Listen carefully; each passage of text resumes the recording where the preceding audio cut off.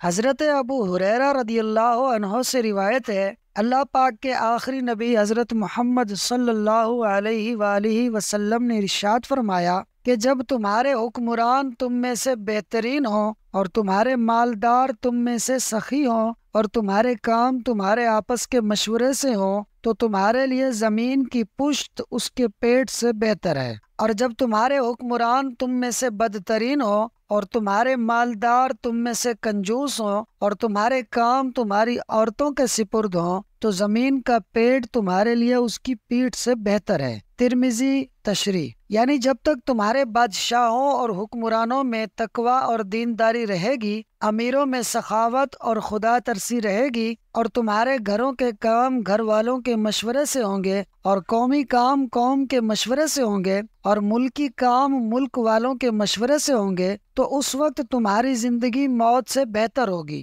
کہ اس زندگی میں تم نیکیاں کر کے آخرت کا توشہ جمع کر سکو گے۔ اور جب تمہارے بادشاہ اور حکمران ظالم اور فاسق ہوں گے، جن کے دلوں میں نہ خدا کا خوف ہوگا نہ نبی کی شرم ہوگی، امیر غریب کی مدد نہیں کرے گا، قوم اور ملک کی خدمت کا جذبہ نہیں رہے گا، صرف اپنی دولت بھرنے کی ہی فکر ہوگی، گھر کی کار مختار عورتیں ہوں گی کہ وہ جو چاہیں گی کریں گی، ان کے مرد ان کے ماتحت ہوں گے، تو اس وقت تمہاری موت تمہاری زندگی سے بہتر ہوگی۔ اور واقعی دوستو، آج کے دور میں یہ تینوں لعنتیں عام ہیں۔ پہلے مہنگائی میں امیر لوگ غریبوں کی مدد کرتے تھے، جبکہ اب غریبوں کا خون چوس کر اور زیادہ امیر بننے کی کوشش کرتے ہیں۔ گھروں میں عورتیں خود مختار ہیں، مردوں کی بالکل نہیں چلتی۔ حکمرانوں اور عدالتوں کا حال سب پر ظاہر ہے۔ ملک میں انتشار ہے، جرائم کی زیادتی ہے، چوری ڈکیتی قتل عام بات ہے۔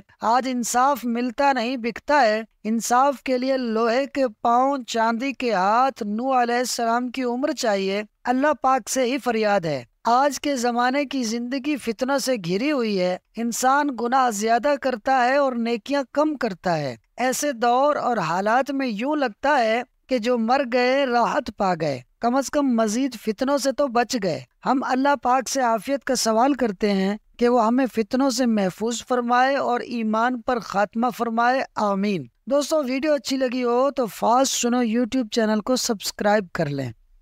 الحمدللہ۔